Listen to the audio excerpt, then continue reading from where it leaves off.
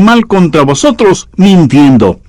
Gozaos y alegraos, porque vuestro galardón es grande en los cielos, porque así persiguieron a los profetas que fueron antes de vosotros. Vosotros sois la sal de la tierra, pero si la sal se desvaneciere, ¿con qué será salada? No sirve más para nada, sino para ser echada fuera y hollada por los hombres. Vosotros sois la luz del mundo. Una ciudad asentada sobre un monte no se puede esconder. ¡Qué gloriosas son estas palabras salidas de los labios de nuestro Señor y Salvador Jesucristo! El significado de esos versículos es claro y preciso. Si usted permanece firme en el Señor Jesucristo, será perseguido. El apóstol Pablo, en 2 Timoteo 3:12, dice: y también todos los que quieren vivir piadosamente en Cristo Jesús padecerán persecución. En otras palabras, Pablo le está diciendo a su joven hijo espiritual: Timoteo, quiero que sepas desde ya que si permaneces firme en el Señor Jesucristo, serás perseguido. Pero, ¿sabe que hay una manera de escapar la persecución? Estoy seguro que ahora todos ustedes me escucharán atentamente, ¿verdad? Bueno, para escapar de la persecución, lo único que tiene usted que hacer es no vivir piadosamente. Y usted puede codearse con la gente mundana, fracasar en vivir como un hijo o hija de Dios, y ni siquiera tiene que cruzar los dedos para no ser perseguido. Cuando era estudiante tuve que realizar muchos trabajos para poder pagar mi educación, y uno de esos trabajos fue el ser ayudante de carpintería en una construcción. Y muchos de esos hombres eran realmente profanos. Les gustaba contar cosas obscenas, se burlaban de mí y de mi fe, especialmente cuando supieron que estaba estudiando para ser un predicador del Evangelio. Un día uno de esos hombres rudos, mirándome fijamente, me dijo: jovencito, si vas a ser un predicador, sé uno bueno. Una vez conocí a un predicador muy bueno. Nunca mencionó ni la religión ni la política. Mi amigo, ahora si usted decide el no defender con firmeza ninguna cosa, la gente le llamará un buen predicador. Pero la persecución que un creyente recibe es el termómetro que registra su amor y su valentía por el Señor Jesucristo. En este pasaje de Mateo, Jesús está hablando de la persecución que cada persona que ama a Jesucristo padecerá, si es que permanece firme en su fe y en su testimonio. Ahora, ¿cuáles son las razones para esa persecución? Primero, la vida que mostramos. Veamos nuevamente el verso 10. Bienaventurados los que padecen persecución por causa de la justicia, porque de ellos es el reino de los cielos. El mundo le perseguirá si usted vive un estilo de vida justo, si ese es el estilo de vida que usted diaria y normalmente exhibe. La raíz de la palabra perseguir significa separar o dividir. Una persona justa está dividida, separada del mundo, por lo tanto, no todos van a ser perseguidos. Escuche, usted tiene que ganarse la persecución. Y la manera de ganársela es teniendo un estilo de vida justo, diferente. La justicia está descrita en este capítulo 5 de Mateo dentro de las bienaventuranzas. Bienaventurados los pobres de espíritu, los que lloran, los mansos, los que tienen hambre y sed de justicia, y todas las demás cosas. Ahora, si usted hace todas esas cosas, la siguiente bienaventuranza es axiomática. Bienaventurados los que padecen persecución por causa de la justicia. Si usted no es justo, olvídelo, usted jamás será perseguido. La práctica de lo que es justo divide. Y eso es lo que la persecución significa: división, separación. La Biblia dice que nosotros, los creyentes cristianos, somos gente peculiar. Anote 1 de Pedro 2:9. Mas vosotros sois linaje escogido, real sacerdocio, nación santa, pueblo adquirido por Dios. Somos, o más bien dicho, debemos ser diferentes de la gente mundana. Nuestra fe es diferente. Comienza en una fuente diferente, sigue un camino diferente y termina en un destino diferente. Escuché de una señora que llamó a su esposo por el teléfono celular. Él era ya viejito y había salido a hacer algunas compras. Y ella le dijo: Humberto, debes tener cuidado al manejar. Acabo de escuchar en las noticias que hay un conductor medio loco en la carretera que está conduciendo su carro en sentido contrario. Y él le respondió: son los demás los que están yendo en sentido contrario. Si usted es un creyente cristiano, usted, por así decirlo, estará manejando en contra de la corriente. Hay un camino ancho y otro angosto. Y eso no significa que los dos caminos corren paralelos. Más bien van en dirección opuesta. Cuando usted deja de estar en colusión con el diablo, se encontrará en colisión con él. Somos gente peculiar. Somos hijos de luz. Ellos son hijos de las tinieblas. Vivimos por el Espíritu. Ellos viven en pecado. Nosotros vivimos por fe. Ellos viven por vista. Nosotros les entendemos a ellos, pero ellos no nos entienden a nosotros. El versículo 13 dice: vosotros sois la sal de la tierra. Bueno, entre otras cosas, la sal arde, quema e irrita cuando es aplicada en una herida abierta. Y el versículo 14 dice: vosotros sois la luz del mundo. La luz revela, hace ver las cosas. Los mundanos por naturaleza dicen: quiten esa sal de ahí y apaguen esa luz. Nosotros somos diferentes porque la justicia de Cristo está en nosotros. Pero debemos tener mucho cuidado en este punto. Algunos pueden ir por ahí diciendo: estoy siendo perseguido.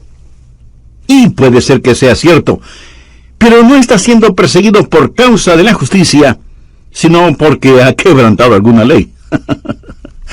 Jesús dijo que seremos bienaventurados cuando, por estar firmes en Él y viviendo una vida que es sal y luz sobre la tierra, somos perseguidos.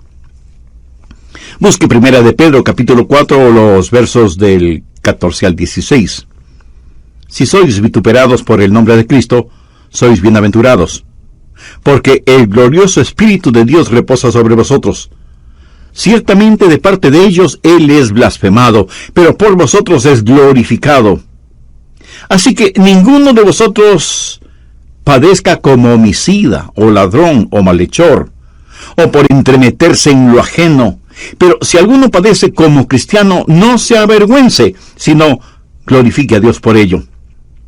Quiero que subraye el verso 16. Pero si alguno padece como cristiano, no se avergüence, sino glorifique a Dios por ello. Si nos persiguen por ser cristianos, sufrimos por amor de su nombre. Usted está llamado a ser testigo, no el fiscal acusador. Usted debe ser diferente, pero no raro ni excéntrico.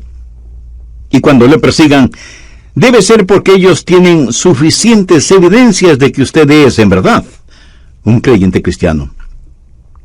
Cuando usted es diferente, ellos le perseguirán.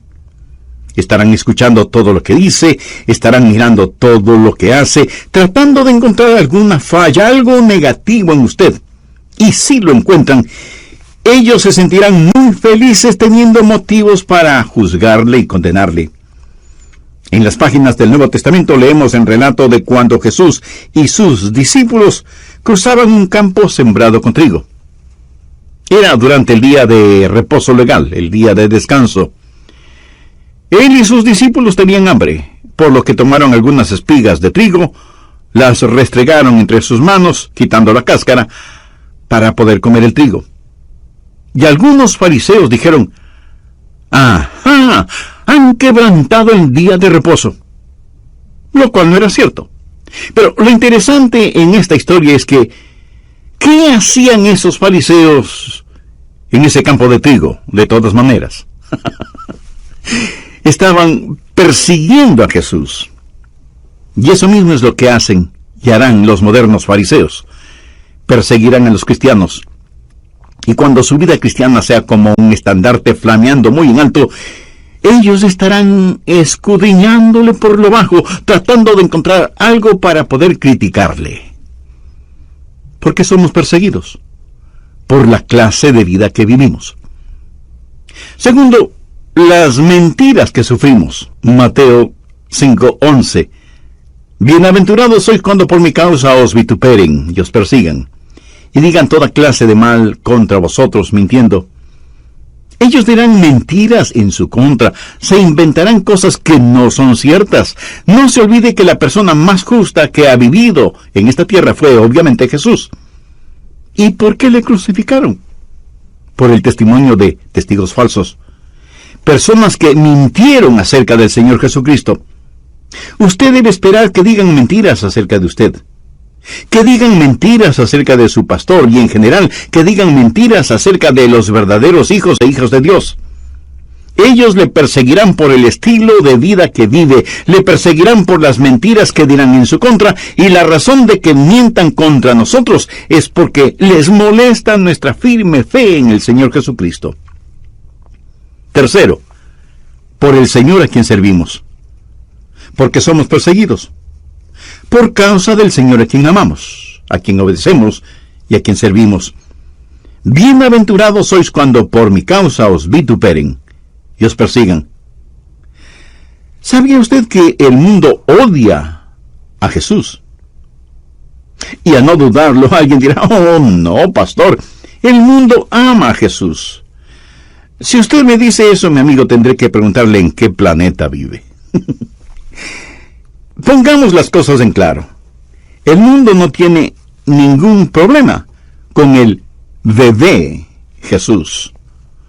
De hecho, los comerciantes, aún los ateos, están completamente felices con el bebé Jesús, porque de manera especial durante la época de Navidad, las ventas aumentan notablemente y por lo tanto sus ganancias son extraordinarias.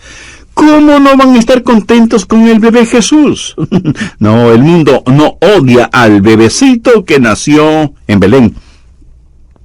El mundo tampoco odia al Jesús que sanó a los enfermos, ni al Jesús que alimentó a las multitudes, ni al Jesús que realizó milagros. Entonces, ¿a qué Jesús es al que el mundo odia? Por favor, escúcheme y entienda bien lo que voy a decir. El mundo odia al Jesús que vino, según sus propias declaraciones, a destruir las obras del diablo. Y algún ingenuo me preguntará, pastor, ¿y cuáles son las obras del diablo? Permítame mencionar solo parte de una lista. Aborto, pornografía, drogas, licores, racismo, orgullo, odio, violaciones, asesinatos, etc. Jesús está en contra de todo eso. Y porque Jesús está en contra de todo eso, el mundo odia a Jesús porque el mundo no solo practica todas esas cosas, sino que se complace en las mismas.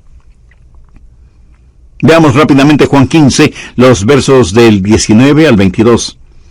Si fuerais del mundo, el mundo amaría lo suyo. Pero porque no sois del mundo, antes yo os elegí del mundo, por eso el mundo os aborrece. Acordaos de la palabra que yo os he dicho, el siervo no es mayor que su señor. Si a mí me han perseguido, también a vosotros os perseguirán. Si han guardado mi palabra, también guardarán la vuestra. Mas todo esto os harán por causa de mi nombre, porque no conocen al que me ha enviado. Si yo no hubiera venido, ni le hubiera hablado, no tendrían pecado, pero ahora no tienen excusa por su pecado. Eso es. Jesús vino a condenar el pecado. Jesús sacó a luz los pecados de ellos y ellos le odiaron y le odian todavía. Odian a Jesús porque Él está en contra de sus cosas. Odian a Jesús porque Él vino a destruir las obras del diablo. ¿Por qué somos o seremos perseguidos? Por el estilo de vida que vivimos, por las mentiras que sufrimos y por el Señor a quien servimos. Por eso los genuinos cristianos fueron perseguidos. Somos perseguidos de diferentes formas y maneras en la actualidad y seremos inmisericordiamente perseguidos en el futuro, hasta cuando el Señor regrese. ¿Cuál es el resultado de esa persecución? En primer lugar, habrá una proliferación de insultos personales. Le calumniarán. Dirán cosas acerca de usted y de mí que no serán nada agradables de escuchar. Seremos el blanco de los más denigrantes y sucios chistes. Ahora mismo se han dividido nuestros continentes, los Estados Unidos de Canadá y la tierra de Jesús. Nos miran como si fuéramos espantapájaros espirituales. Nos diferencian y menosprecian. Y tengo que decirles que yo he sido insultado en forma denigrante un sinnúmero de veces debido a mis convicciones cristianas. En segundo lugar, puede incluso haber intimidación física.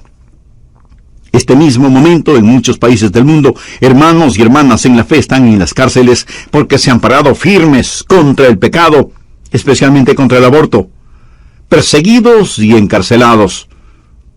El Dr. James Dobson, pionero en la lucha contra el aborto, dijo que en un año 160,000 cristianos fueron martirizados por su fe en el Señor Jesucristo. Martirizados, sometidos a horrorosas torturas y privaciones. Si usted sigue firme en Jesucristo, un día será perseguido.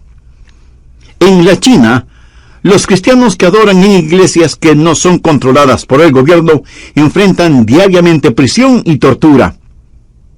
En Sudán, ahora mismo, cientos de niños y niñas cristianos son vendidos como esclavos por $15. Y a muchos de esos niños y niñas se les obliga a una vida de prostitución. A otros se les obliga a que se conviertan al islamismo. En Pakistán, si alguien rehúsa convertirse, puede ser sentenciado a la muerte. Dios no obliga a nadie a aceptarle, pero sí invita a todos.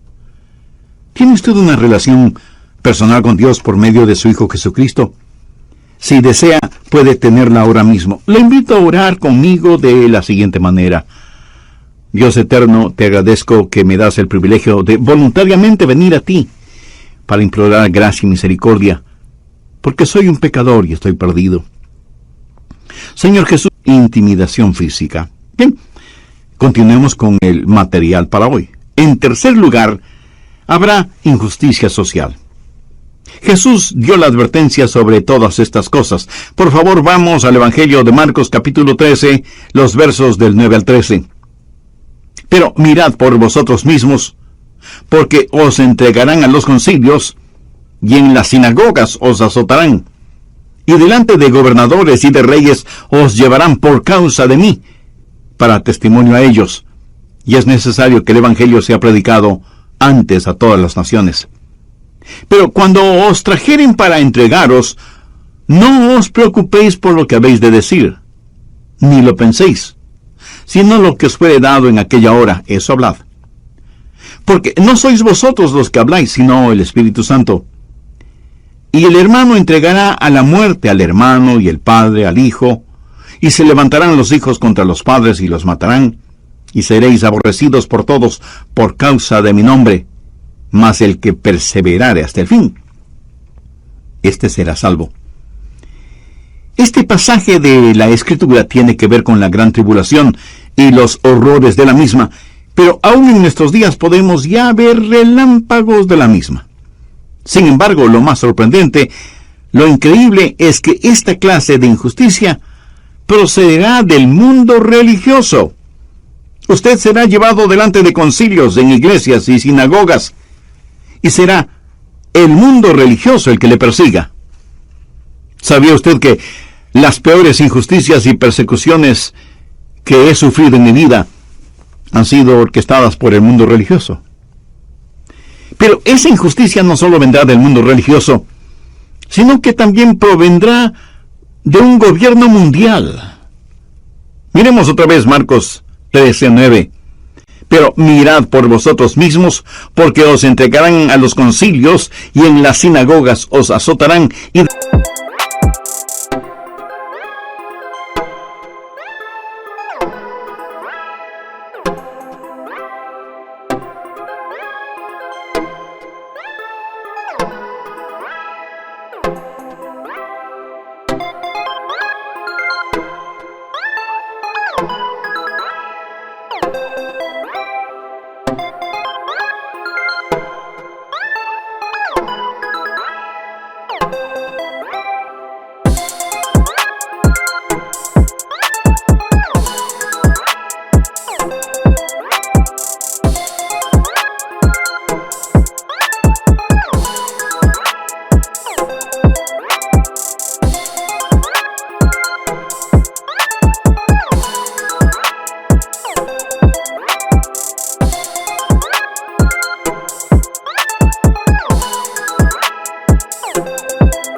delante de los gobernadores y reyes os llevarán por causa de mí.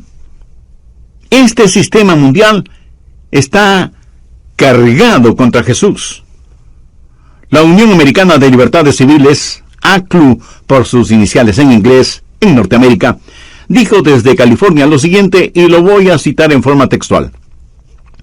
Es nuestra posición que la enseñanza de un coito monógamo heterosexual dentro del matrimonio es un valor tradicional americano, y esto es el establecimiento inconstitucional de una doctrina religiosa en las escuelas públicas. Lo que ellos quieren decir es que si usted enseña en las escuelas públicas que el matrimonio tradicional entre un hombre y una mujer tiene valor en la vida americana, eso es inconstitucional en los Estados Unidos de Norteamérica. ¿Qué le parece? Amigo, eso es también persecución, que puede venir del mundo religioso, pero que también puede llegar por medio de un gobierno mundial. Pero lo realmente sorprendente es que esta persecución puede provenir de su propia familia. Veamos el verso 12 de Marcos, capítulo 13. Y el hermano entregará a la muerte al hermano, y el padre al hijo, y se levantarán los hijos contra los padres, y los matarán. Así que usted puede ser perseguido por quienes están más cerca de usted, su propia familia. Y algunos de ustedes, ahora mismo, están sufriendo esa clase de persecución. No son pocas las veces en que he sido llamado para dar consejería en el seno de una familia dominada por el odio. Persecución entre los propios miembros de familia. Amigos, la persecución vendrá por parte del mundo religioso.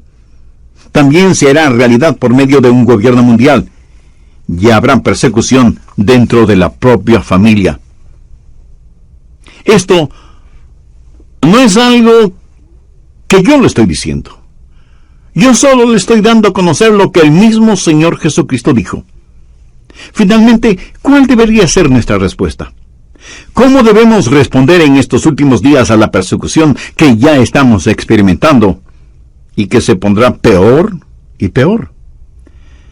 Primero, debemos aprender a reinar en la vida. Vamos a Mateo 5, verso 10. Bienaventurados los que padecen persecución por causa de la justicia, porque de ellos es el reino de los cielos. La Escritura literalmente dice que tenemos un reino y que reinaremos con Cristo en vida. Cuando nos persigan, debemos recordar quiénes somos. Somos ciudadanos del reino y debemos reinar en la vida. Hay 3 niveles de vida. El primer nivel es el diabólico, donde usted paga mal por bien.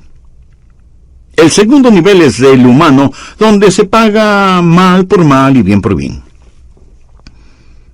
Y el tercer nivel es el celestial, donde se paga bien por mal. Veamos Mateo 5, versos del 43 al 45.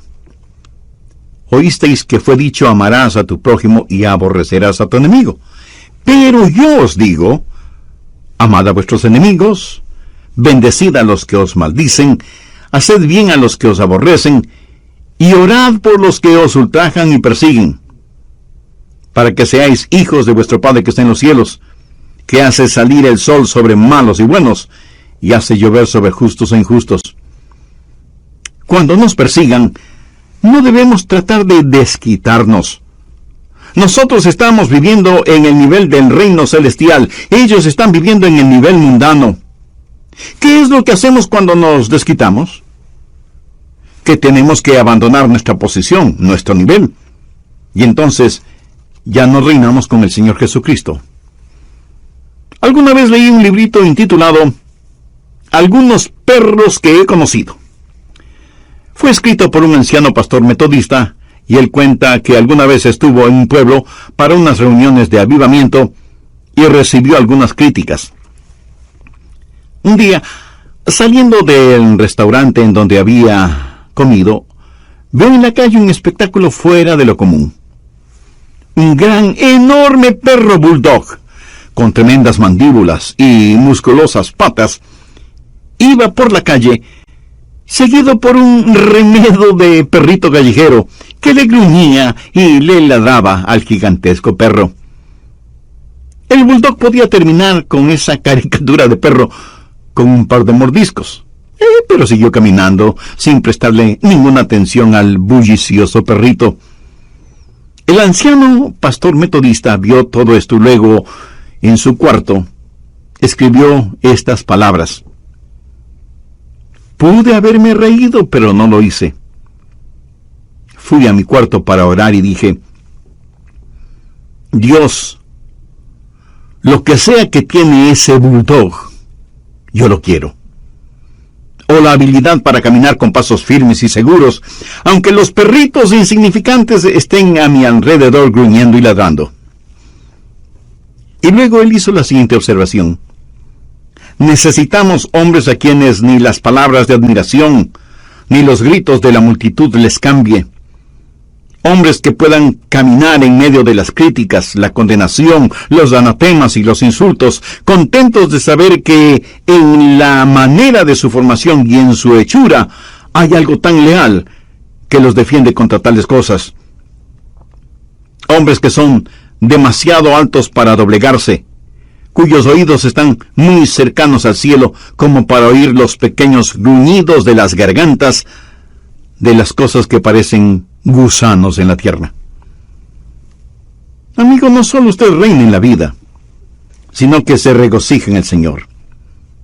El verso 12 dice: gozaos y alegraos. La palabra gozo y todas sus derivaciones conlleva la idea de saltar y danzar. O sea, no se quede sentado en una esquina sintiendo pena por usted mismo. No se quede chupándose el dedo pulgar.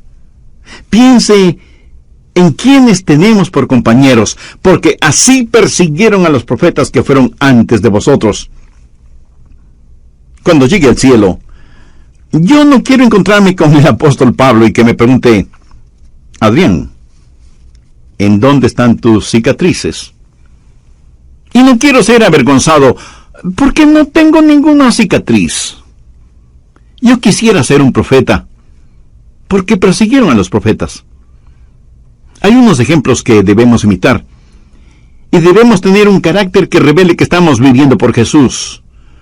Y hay una recompensa que recibiremos, porque vuestro galardón es grande en los cielos. Desde hace mucho tiempo descubrí que vale la pena servir a Jesús. Y vale la pena servirle en cualquier lugar y bajo cualquier circunstancia. Y si ningún galardón me fuera otorgado, el hecho de compartir a Jesús con otras personas, eso para mí es más que suficiente galardón. Al comienzo del libro de los Hechos, se relata cómo algunos discípulos fueron perseguidos y puestos en prisión. Ellos fueron golpeados, pero siguieron predicando de Jesús. Hubiera sido más fácil decirle al sol que deje de brillar que lograr que los discípulos dejaran de predicar de Jesús. Y la Biblia dice que aquellos que perseguían a los cristianos, cuando los discípulos salieron del concilio en donde les habían prohibido el hablar de Jesús, esos perseguidores quedaron maravillados porque sabían que esos hombres, esos pescadores, eran faltos de educación, pero era evidente que habían estado con Jesús. Habían sido perseguidos, eran perseguidos, pero reaccionaron de tal forma y actuaron de tal manera que los propios enemigos tuvieron que admitir que se parecían al Señor Jesucristo. Cuarto, esparce amor. Ame a aquellos que le persigan.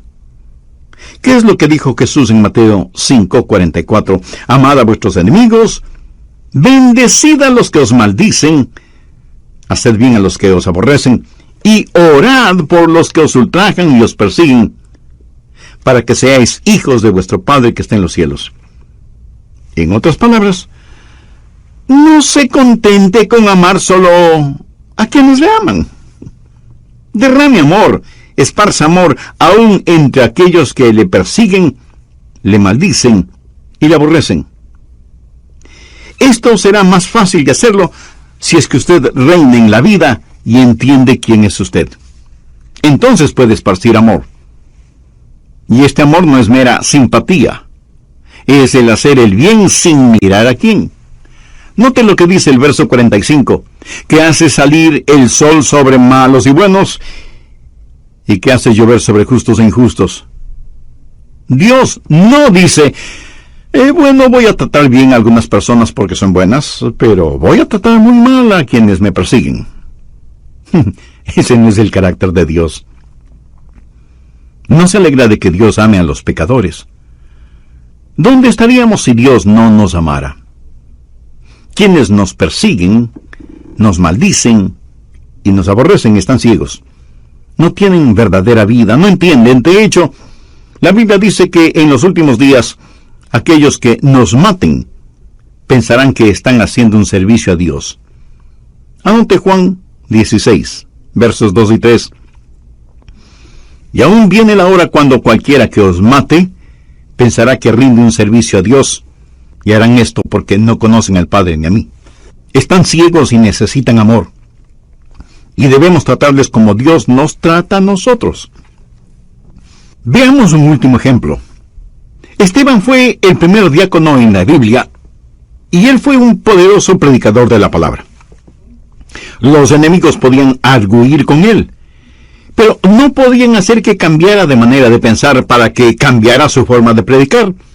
Y como tampoco pudieron intimidarle, decidieron matarle a pedradas. Y mientras lo apedreaban, un hombre joven cuidaba los mantos de aquellos que apedreaban a Esteban. Ese hombre se llama Saulo, y era de Tarso, quien por el hecho de cuidar la ropa de los apedreadores, prácticamente consentía y apoyaba la muerte de Esteban. Más tarde Saulo llegó a ser el apóstol Pablo, el más poderoso teólogo y misionero que el mundo haya conocido. Saulo fue completa y totalmente cambiado. Pero, ¿qué es lo que le cambió? Yo personalmente creo que en forma inicial, el cambio de Saulo comenzó cuando escuchó a un moribundo Esteban decir: Señor Jesús, recibe mi espíritu. Señor, no les tomes en cuenta este pecado. Yo creo que Saulo jamás olvidó esa experiencia. Cuando Jesús le dio el encuentro a Saulo en el camino hacia Damasco, le dijo: Yo soy Jesús a quien tú persigues. Dura cosa te es dar coces contra el aguijón. ¿Qué era lo que en verdad lo aguijoneaba? ¿Qué era lo que le inquietaba? Era el rostro transfigurado de un hombre joven llamado Esteban, que al morir esparció palabras de amor para aquellos que le apedreaban. Vamos a ser perseguidos. Si usted vive una vida genuina, cristiana, sufrirá persecución.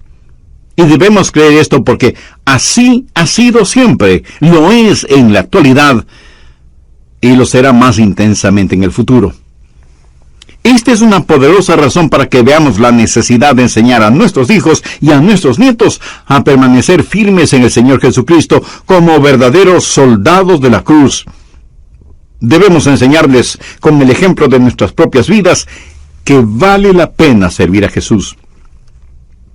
Los días actuales son doradas oportunidades que tenemos para no solo compartir acerca del Señor Jesucristo, sino también para demostrar cuán firmes estamos en Él y por Él. Amiga, amigo, en la quietud, en la intimidad de su corazón, le invito a que ore conmigo de la siguiente manera: Señor Jesús, porque tú moriste por mí, ayúdame a vivir para ti, y si es necesario, aún a morir por ti. Enséñame, Señor, a ser diferente. Ayúdame con tu fortaleza para que el mundo no me intimide. Ayúdame para que no viva pensando si lo que digo y hago es correctamente político o no. Si hago tu voluntad, siempre estaré en lo correcto. Ayúdame a permanecer firme en ti a pesar de las circunstancias, para que mi vida siempre traiga gloria y honor a tu nombre. Antes de finalizar este programa, permítame decir lo siguiente.